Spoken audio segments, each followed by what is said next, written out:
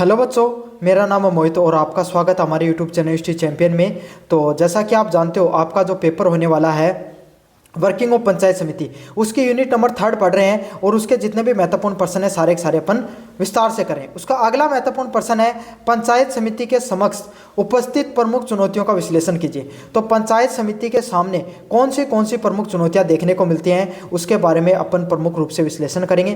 काफ़ी ज़्यादा महत्वपूर्ण प्रश्न है, अपन विस्तार से समझेंगे कौन सी चुनौतियां हैं जिनका सामना करना पड़ता है कोई एक पंचायत समिति को। तो चलो शुरू करते हैं अपन वीडियो को। इससे पहले आपके सामने जो मैंने यूनिट फर्स्ट और यूनिट सेकंड वो ऑलरेडी करवा चुका हूं, उसका जो प्लेलिस्ट का लिंक डिस्क्रिप्शन में दे रखा है, डिस्क्रिप्शन में जाके प्लेलिस्ट है और दूसरे वीडियो भी देख लेना। साथ के साथ टेलीग्राम चैनल पे पीडीएफ पढ़ी और टेलीग्राम चैनल पे जाकर इस पीडीएफ को जरूर से पढ़ लेना आपके सामने। तो अब आप बढ़ते हैं अपन आगे की तरफ। आपके सामने पंचायत समिति को प्रभावी ढंग से लागू करने के लिए कई महत्वपूर्ण चुनौतियां हैं आपके सामने। भाई पंचायत समिति स्वायत्त संस्था है, आपके सामने ग्राम पंचायत जो सबसे निचले स्तर की संस्था होती है भारतीय लोकतांत्रिक परंपराओं में निर्वाचन स्तर की, उसकी उनको चीज़ों को नियंत्रण करने के लिए उनकी जो ग्राम पंचायत उस पर सही से कार्य हो रहे हैं नहीं हो रहे हैं उसकी समीक्षा करने के लिए जो बीच की संस्था होती है, जिला स्तर की संस्था ग्रामीण स्तर के बीच की संस्था पंचायत समिति होती है, जो दोनों के बीच में समन्वय करने का कार्य करती है जिला स्तर पे और ग्राम पंचायत के स्तर पे। तो उनके सामने क्या क्या किस प्रकार की चुनौतियां होती हैं इसको अपन विस्तार से पढ़ेंगे। उसमें पहली चुनौती है वित्तीय अपर्याप्तता पर निर्भर होना, मतलब सीमित अपनी आय के लिए सरकारी अनुदान पर अत्यधिक निर्भर रहते हैं। इसमें अलग अलग प्रकार की चीज़ें दे रखी हैं कि किस तरीके से ग्राम पंचायत पंचायत समिति किस तरीके से पैसे कमा सकती है। कोई मेले, कोई तीर्थ स्थल, इससे पैसा कमा सकती है, कोई लाइसेंस के माध्यम से आपके सामने कम पैसे कमा सकती हैं, साथ के साथ कोई निवेश वगैरह से। लेकिन ये इन सब चीज़ों से इतना ज़्यादा पैसा नहीं आता है। तो इनको पंचायत समिति होती हैं, इनको मुख्यतः किस चीज़ पर निर्भर होना पड़ता है? सरकारी अनुदान, सरकारी पैसे पर विशेषकर ज़्यादातर निर्भर होना पड़ता है। क्यों? क्योंकि स्थानीय करों और शुल्कों का संग्रहण कमजोर है, मतलब स्थानीय शुल्क और जो कर है वो इतना ज़्यादा नहीं हो पाता है कि जो पंचायत समिति है उसके जो और अन्य कार्य हैं वो अच्छे से हो पाए। तो वित्तीय स्वायत्तता की कमी का कारण बनते हैं। इसलिए क्या होती है, ये खुद वित्तीय रूप से पैसे आर्थिक रूप से इसे राज्य स्तर पे ज़्यादा निर्भर होना पड़ता है। राज्य स्तर तय करता है कि कितना पैसा इनको देना चाहिए, कितना नहीं देना चाहिए। वो चाहे तो ज़्यादा दे सकते हैं, वो चाहे तो कम भी देते हैं। इसलिए पैसे के रूप में वित्तीय स्वायत्तता इनकी बहुत ही रूप से आपको कमज़ोर देखने को मिलती है। इसीलिए ये आपके सामने प्रशासनिक दृष्टिकोण से तो थोड़ी स्वायत्त रहती हैं, लेकिन वित्तीय रूप से इनको राज्य सरकार की इच्छाओं पर ही निर्भर रहना पड़ता है। समझ में आ गया? तो पैसे के लिए अधिकतर किस पे निर्भर रहना पड़ता है इनको? सरकारी जो संस्थाएं हैं, सरकार के द्वारा वित्त आयोग, सरकार जितना अनुदान देती है उसी पर इनको निर्भर रहना पड़ता है। अगले वाला पॉइंट है इनके लिए क्रियात्मक हस्तांतरण का अभाव, मतलब लैक ऑफ डिवोशन। 73वें संविधान संशोधन के बावजूद 11वीं अनुसूची के तहत 29 विषयों को डाला गया, मतलब 73वां संविधान संशोधन है उसमें 11वीं अनुसूची में आपके सामने पंचायत समितियों को डाला गया, जिसमें कुल 29 विषय हैं जिनको पूरी तरीके से पंचायतों को स्थानांतरित नहीं किया गया। मतलब जितने इनको अधिकार हैं वो सारे के सारे अधिकार इनको नहीं दिए गए अभी तक।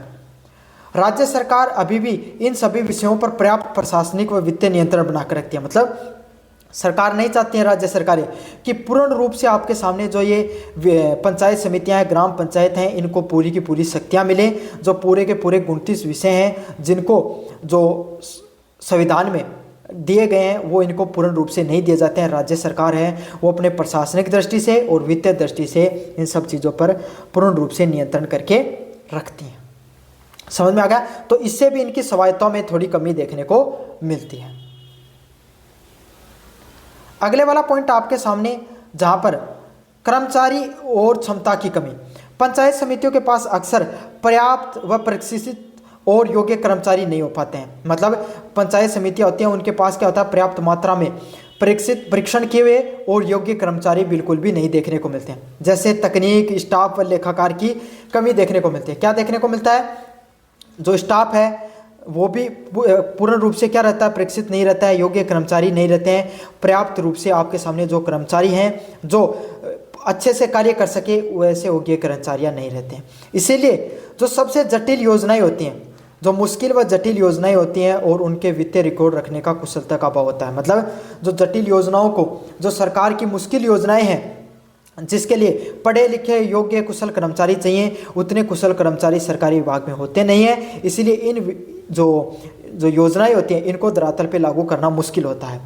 और जो वित्तीय रिकॉर्ड होता है, पैसे का जो रिकॉर्ड होता है, उसको रखने में, उसका रख रखाव में भी काफ़ी बार क्या है, अनियमितता पाई जाती है। और इसी जो अनियमितताओं का कुछ लोग हैं, कुछ राजनीतिक फायदा भी उठाया जाता है। इसी के कारण यहाँ पर काफ़ी मात्रा में भ्रष्टाचार भी देखने को मिलता है।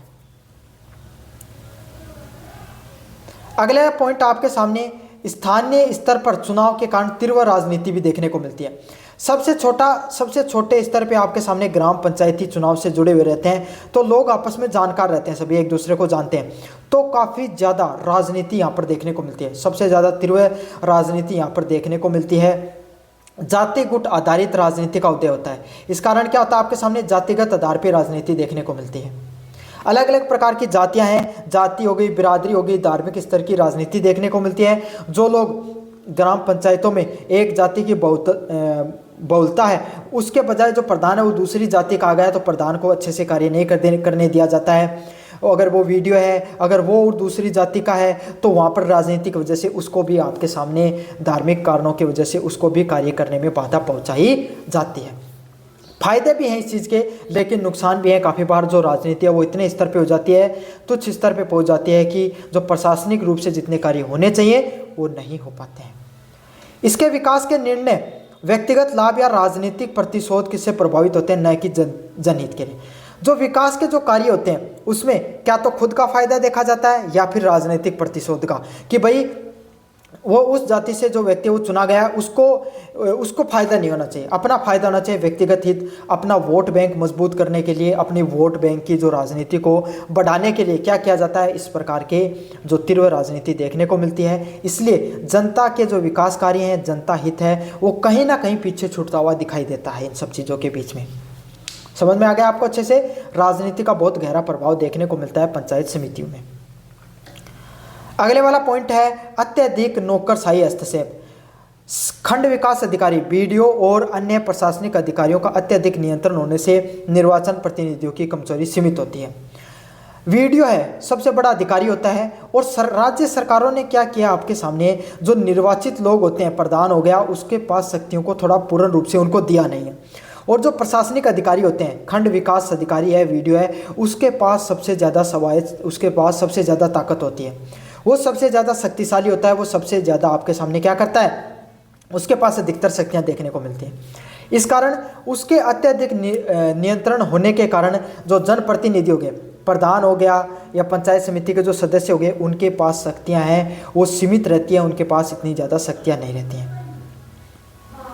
इससे जवाबदेही व स्थानीय नेतृत्व कमजोर होता है। इससे क्या होता है, आपके सामने जो जनता के प्रति जो पंचायत समिति के सदस्य हैं, आप जानते भी हो कि आपके पंचायत समिति के सदस्य कौन, आपके अपने आप आसपास पूछ लेना, आप नहीं जानते हो क्योंकि उनका उतना महत्व नहीं है। तो यही है कि इसीलिए जो वो पंचायत समिति के सदस्य हैं वो जनता के प्रति उतने जवाबदेही नहीं रह पाते हैं, उनका स्थानीय नेतृत्व कमजोर रहता है। ग्राम पंचायत के सरपंच है, उसकी ज़्यादा वैल्यू होती है आपके सामने पंचायत समिति के सदस्यों से, जबकि पद से वो उनसे बड़े हैं, लेकिन फिर भी आपके सामने जो सरपंच है उसकी ज़्यादा महत्व रहता है। क्यों? क्योंकि वो स्वायत्त संस्था के रूप में काम करते हैं। यहाँ पर जो विकास अधिकारी होता है, खंड विकास अधिकारी, प्रशासनिक अधिकारी, उसके पास ज़्यादा शक्तियाँ देखने को मिलती हैं। इस वजह से आपके सामने जो पंचायत समिति के सदस्य हो गया, प्रधान हो गया, उसकी शक्तियाँ थोड़ी कमज़ोर होती हैं। समझ में आ गया। इसलिए जनता के प्रति जवाबदेही भी कमज़ोर रहती है, स्थानीय नेतृत्व भी सब में कमज़ोर देखने को मिलता है। इन सब चुनौतियों के बावजूद प्रशासनिक सुधार व अत्यधिक जो मुख्य सदस्य हैं उनकी वित्तीय स्वतंत्रता व सदस्यों के जो परीक्षण है उसके माध्यम से आपके सामने किया जा सकता है।